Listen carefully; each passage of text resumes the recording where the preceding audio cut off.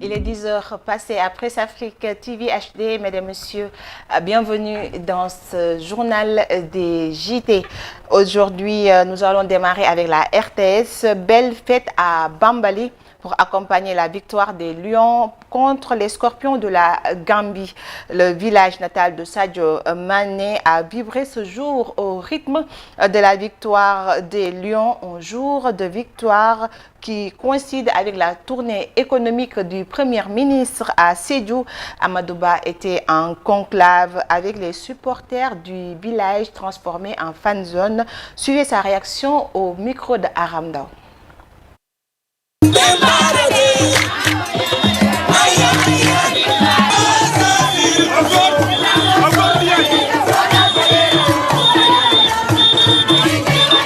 Ça a été un match très difficile et très attendu parce que comme vous le savez, c'est le premier match, il fallait le gagner. Il fallait le gagner. Bon, les Lions l'ont fait. Bon, on remercie, on félicite les Lions, vraiment, on les félicite. Oui, Sadio, comme vous le savez, c'est un nouveau marié. Bon, peut-être qu'il pensait à sa femme, mais malgré tout, il a fait ce qu'il fallait faire. Il a fait son mieux. Bon, il a donné une passe décisive que Pape Gueye a marqué. Bon, c'est normal. Aujourd'hui, le coach l'a fait comme un meneur de jeu. Bon, c'est normal, il a bien fait, il a joué.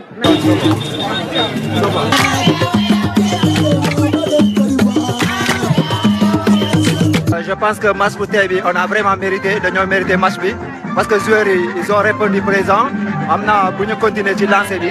L'équipe a très bien joué et nous félicitons tout le monde. Nous avons de talentueux joueurs comme Lamine Camara qui est excellent. Aux côtés de Sadio Mané, il peut nous valoir encore plus de satisfaction.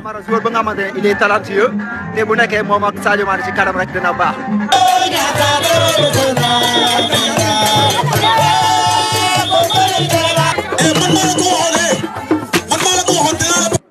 su ma ñëwee ba Bambali war naa féliciter, encourager un digne fils de ce terroir. Les hasards du calendrier ont fait coïncider ma tournée avec le premier match du Sénégal. Me voilà donc à Bambali et je ne peux pas ne pas féliciter ici Sadio Mané, fils du terroir. Premier match Sénégal, match boo xam ne aussi Sénégal gagné na ko gagné bu rafet. Mais li tax may si nuyu Sadio Mané. À travers lui, je félicite l'ensemble de l'équipe nationale. Vous pouvez être fiers de lui et j'aimerais qu'il soit votre source d'inspiration, vous les jeunes, pour la discipline et le talent dont il fait montre. Encore une fois, félicitations à toute l'équipe. Xeex, yaru, liggéey ba tollu fii mu tollu tey di sagu Sénégal yëpp. Et li Sadio Mané am, c'est possible pour vous. Kon maa ngi féliciter Sadio Mané et à travers Sadio toute l'équipe. Di ñaan xale Sénégal yëpp ñu jël ko en exemple. Direction Ross Béthio où les populations sont descendues dans les rues pour exprimer leur mécontentement contre la qualité de l'eau potable. Elles demandent également Elle dénonce également la gestion de la GCO, responsable de la distribution de l'eau dans cette partie du département de Dagana, regroupée au sein de Tahaou Ross Béthio. Elles ont annoncé le refus de payer leurs factures d'eau si la situation ne s'améliore pas. Compte rendu de Moussa Dia et Abdou Boye. Rien ne va plus entre les responsables de la CO, société en charge de la fourniture en eau potable dans la zone de Ross Béthio et les populations du Wallo. Au cours d'un rassemblement tenu dans la capitale risicole de la région nord, les populations de cette localité ont dénoncé avec la dernière énergie les manquements notés dans la fourniture en eau. Le prétexte de notre mobilisation, c'est pour protester contre les mauvais services de la société CO par rapport à la fourniture d'eau au niveau de Ross Béthio. Et comme nous l'avons dit tout à l'heure, donc et toute la population l'a constaté, le CO nous sert quand même de l'eau non potable.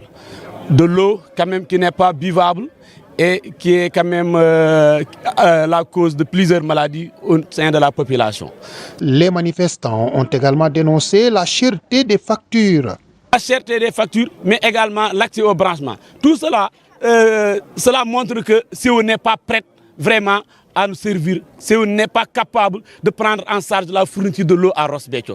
Parce que CO n'a ni de personnel, n'a ni d'équipement adéquat quand même pour nous servir de l'eau. Face à cette situation, les populations de Ross Béthio exigent le départ du chef d'antenne de la CO qui a fini de montrer ses limites pour atteindre ses objectifs dans la fourniture en eau potable. Kafountine balafré par la houle, le phénomène météorologique a fortement endommagé, vous allez le voir, une bonne partie du quai de pêche. Reportage Lamine Mar Diop et Lamine Ba de la TFM. D'urgence. Vous voyez le poteau de haute tension qui est là. Si avec la confrontation, le contact avec l'eau, il pouvait y avoir feu. Et c'est toute une partie de Kafountine qui allait partir en cendres. Et les dégâts sont vraiment incommensurables. L'adduction à l'eau potable dans les îles, au bonheur pour les populations, est en train d'être vraiment fortement impactée, menacée. Aujourd'hui, toute la population de Kafountine était vraiment dans une inquiétude totale. Nous étions tous dans une inquiétude totale. Vous voyez la bande qui reste là. C'est la bande qui reste pour que et qui protège un peu le site de Omar Foutiyou Tall, qui est un lieu de culte où les populations de Kafountine se réunissent tous les ans pour prier. Le cimetière qui est à côté, l'eau est à moins de 2 mètres du cimetière, donc les dégâts sont énormes. Il ne s'agit pas d'attendre jusqu'à ce que l'irréparable se produise. Quand je parle d'irréparable, jusqu'à ce qu'il y ait perte en vies humaines pour qu'on vienne secourir les populations avec des sacs de riz et des bidons d'huile. Nous n'en avons pas besoin. Il n'y a pas plus urgent que la situation que la population de Kafountine est en train de vivre actuellement. J'interpelle les autorités étatiques centrales de ce pays pour qu'ils viennent sauver le quai de pêche de Kafountine, pour qu'ils viennent faire face à l'érosion côtière ici à Kafountine. La bande de terre qui sépare les îles de l'océan est fortement menacée. Kafountine est constituée de 14 îles et il n'y a qu'une bande de moins de 30 mètres maintenant qui tient ces îles-là de l'océan Atlantique. Donc si nous alertons actuellement, c'est vraiment pour dire que la situation est devenue très critique. Et terminons ce JT avec l'actualité sous-régionale présentée par Melé Mboub. Melé, bonjour. Oui, bonjour Amina. Alors, pour l'actualité sous-régionale, nous allons parler du Nigeria, recrudescence des enlèvements et insécurité galopante. Oui, Amina, les enlèvements et les meurtres sont redevenus monnaie courante à Abuja, la capitale fédérale du Nigeria, après une trêve de plus de 10 mois durant laquelle les bandits n'avaient pas fait parler de. La semaine dernière, plus de 30 personnes ont été enlevées selon les témoins et des chefs de communauté sur l'axe routier qui relie Kabuna à Abuja. Des enlèvements souvent orchestrés par des individus portant des uniformes militaires persistent. Jonathan Anouja, Isaac, expert en sécurité, estime que le gouvernement est en tort car il ne dispose pas de données statistiques relatives aux habitants des différentes faubourgs de la ville. De janvier 2021 au 30 juin 2023, 40 cas d'enlèvement ont été enregistrés dans le territoire de la capitale fédérale Abuja. Au total, 236 victimes ont été recensées. Alors au Niger, le Premier ministre Lamine Zein en visite à Moscou. Oui, Ali Mohamed Lamine Zein se rend en Russie à la tête d'une importante délégation. Le Niger est en difficulté financière depuis le coup d'État et sous embargo international. Il attend diversifier des partenaires pour mieux développer son pays. Rappelons qu'en décembre dernier, à Niamey, les deux pays ont signé des documents tenus secrets, précisent des sources diplomatiques. La question sur la probable venue des éléments de Wagner au Niger aurait été discutée, une question qui divise au sein même de la junte au pouvoir. Le ministre de la Défense, Salifou Modi, étant l'un des défenseurs de cette option.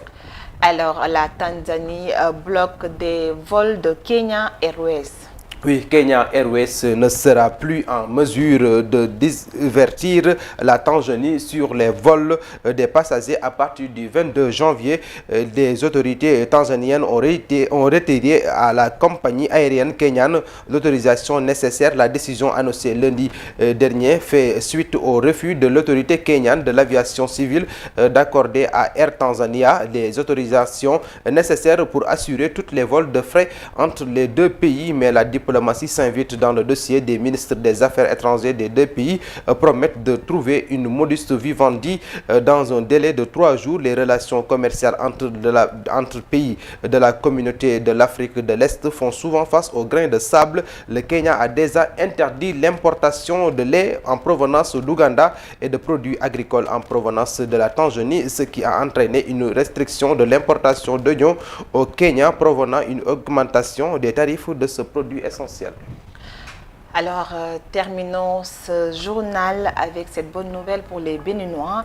Le pays a reçu ses premiers vaccins contre le paludisme. Oui, Amina, c'est cette information qui va mettre terme à notre édition de la sous-région. Le Bénin a annoncé avoir reçu hier lundi soir des premières doses de vaccins sur les premières doses de vaccins contre le paludisme, première cause de la mortalité enfantine dans le pays, et qu'il connaisserait à des administrés dans des prochains mois. Le vaccin reçu est destiné à immuniser environ 200 000 enfants de moins de 2 ans dans le pays, a précisé Fontaine Yaos, spécialiste immunisation au bureau UNICEF au Bénin.